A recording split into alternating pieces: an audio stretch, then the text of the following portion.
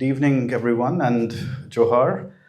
I am Ashish Khaka. I'm from India, and at the very outset, I would like to thank um, all of you for being here and having us in this beautiful city. Um, so, when Elif and I began to talk about how to curate this film festival, she mentioned that why don't we start with the talk from you about what have been the challenges about making films on the First Nations and the Adivasis of India and around the world, and how can we try to bridge the gap between different knowledge systems, cultural systems. So I thought, I'm not a trained filmmaker, but I have a deep passion for the art. So I thought that why not bridge my two passions and see what I can come up with. So this is just, it's not a very structured presentation, but it's more of what I think, what I have been observing in the last 10 to 15 years, and where I feel that this art form can take us with the vision of the First Nations. So I'll quickly go here. Okay. So at the very outset, I want to say that in the First Nations, Adivasis tribes, we are defined by our oral histories. We are defined by who we are. We have a culture we have an oral culture as opposed to a written culture. So a lot of our stories, backgrounds, myths, um, songs, poems, they are mostly transcended from one generation to the other, and most of it is undocumented. Most of it is, they are given from one generation to the other, and on the other hand, we have cinema, which is also a kind of a medium, but in a way, they have been separated by a time frame. What I mean by that, I will discuss that later. What happens once they are merged? What happens once we see a modern art form, cinema, merging with an ancient art form of oral histories, of oral narratives? What can we get out of this strange mix? So, if we go back, way back to the history of cinema, we see that this began as an offset of the vaudeville attractions, both in Europe and in the US, which has emerged this very kind of niche movement in a way, which began as a sort of a cinematography. It has emerged as one of the as probably the biggest audiovisual medium of expression in the last century. It has transcended boundaries, cultures, and it has spawned in industries around the world. And what and if we see so yeah, here I have this picture of this artist, Zubin Surti. So in a way, you have Hollywood and you have Bollywood. There are several other industries around the world. These two are the biggest in both in terms of scale and scope.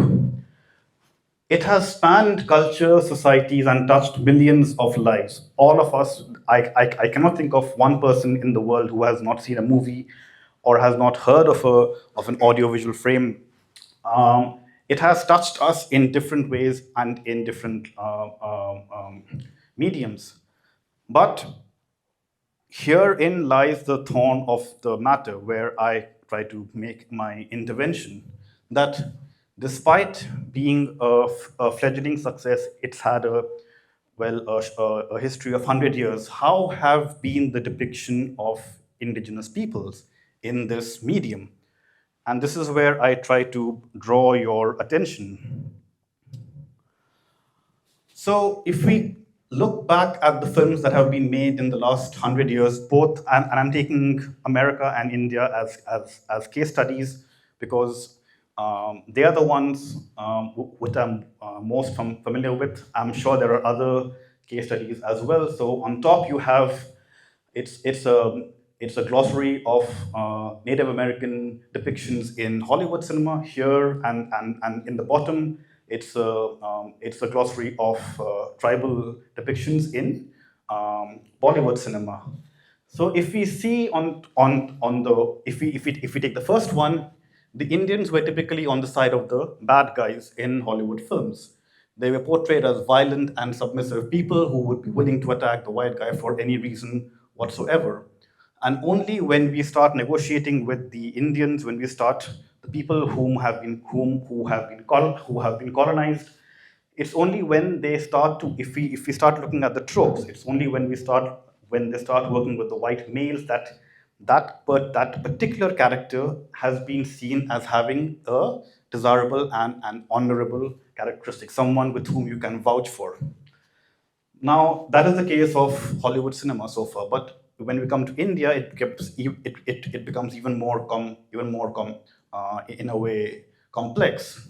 So, right from someone as revered as Ray, who has made path-breaking films, but even the films in such as Aryan Din Ratri to very recently the blockbuster RRR, Indian cinema still does not know how to depict the Adivasis in a very sort of nuanced manner.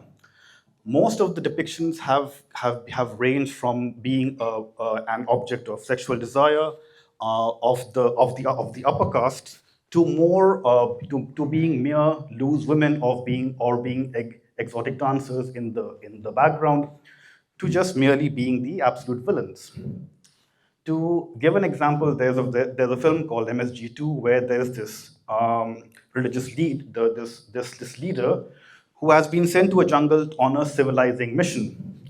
So the people who are being shown in the jungle, they have been seen as having questionable personal hygiene, with minimal clothes, with long jewelry, and having names which often, in a way, connotate demon, pythons, or monsters.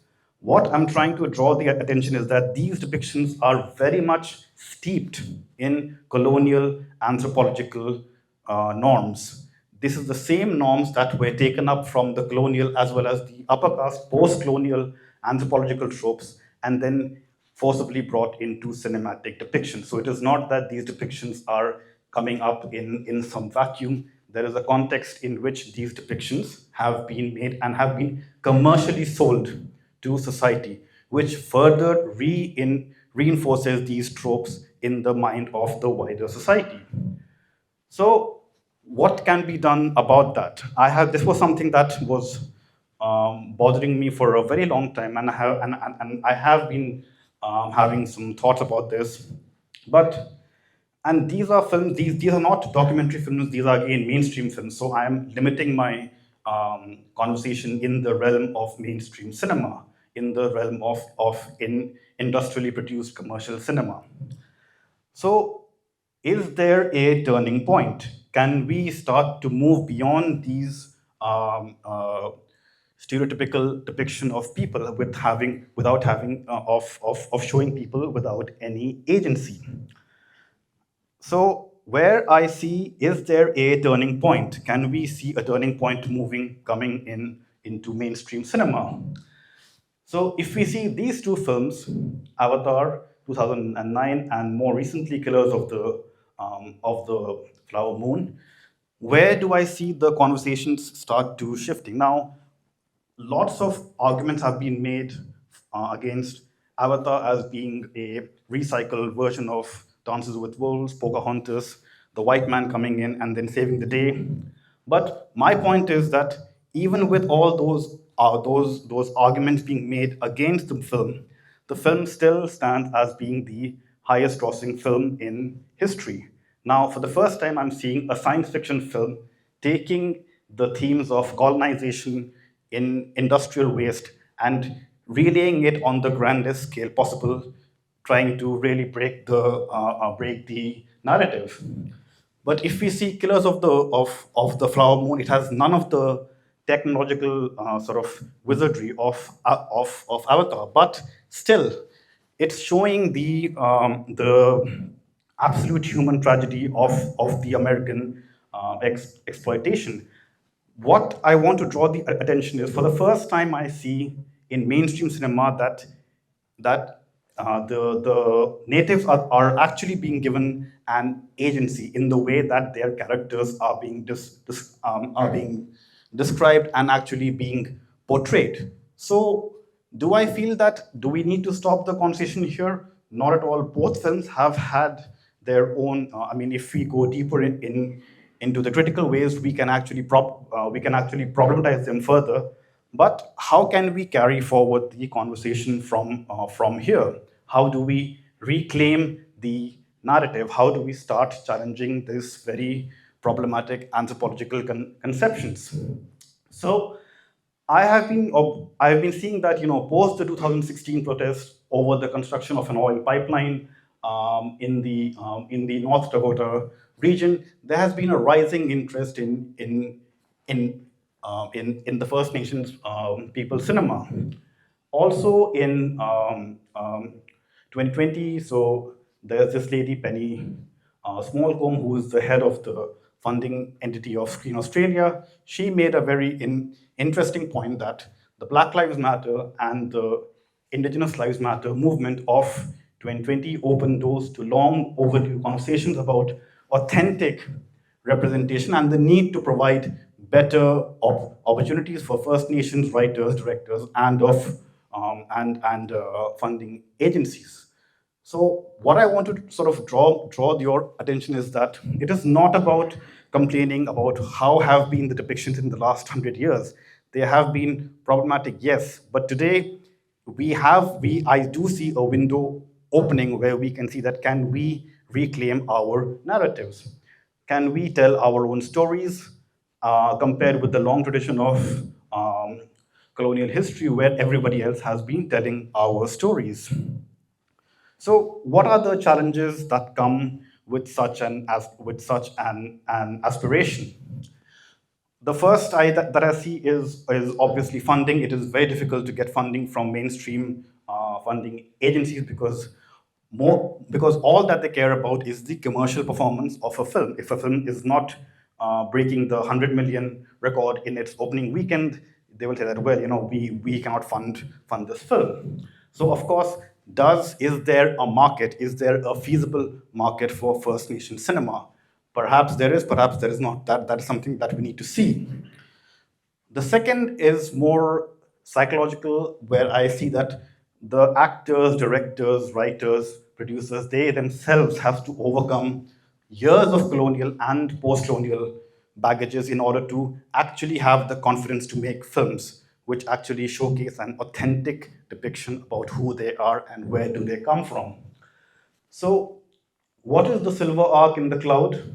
I see that more and more, I'm seeing that there is a wider audience acceptance of such depictions being made today. There is much more academic research being done on cinema today than there was before. Technological advancements today, everyone has a smartphone through which they can actually make their films. A lot of the films that are being made today are actually being shot on the smartphone. So we don't need the clunky big cameras to actually make a feature. You can actually start have your own phone. Not just that, there are several other ways. There are today I've met filmmakers who have edited. I mean, the film that you will see after this, it's a science fiction film. All the effects were done on that filmmaker's laptop itself. So there have been waves of, um, in a way, which have actually made the narratives much more richer. So I feel that despite challenges, I do see a way forward, and I see that what can be done in order to make our films acceptable. And finally, why am I hopeful about this? I mean, the history has been pretty grim, dark, but I feel that despite that, should we completely give up on what we are here to, really share? Um, why why is indigenous people cinema so important? Why is it so important? One, because it has to be a contextually based cinema. It has to be it cannot be a universal, it can't be a story that talks about a generalized theme. It has to talk about a particular community. Then and only then we can start to deconstruct a lot of the myths that have been associated with it. And I feel that this has the potential to shine as a beacon of cultural sovereignty, creative and global, which can have a global resonance. And they can weave narratives that honor and ancestral wisdom, reclaim histories, engage with modernities. Here I have put modernities within plural to say that that native people also have an idea of the modern. It is not just the industrial, um, uh, you know, modernity that we're talking about. There are multiple modernities through which we have to talk about and imagine bold futures. And and this is the last point that I want to make is that I don't feel that indigenous filmmakers should be tucked away in a niche or just kept away as a special section. They should barge into mainstream spaces then and really in a way own that space, and which is when you can help to not only shape the screen but also to redefine the very essence of global cinema, fostering a world that sees, hears, and celebrates their multiple perspectives. If we do this, we can challenge anthropological structures, but also start to redefine who we actually are. So, with that, I end my talk and thank you for listening. Thank you.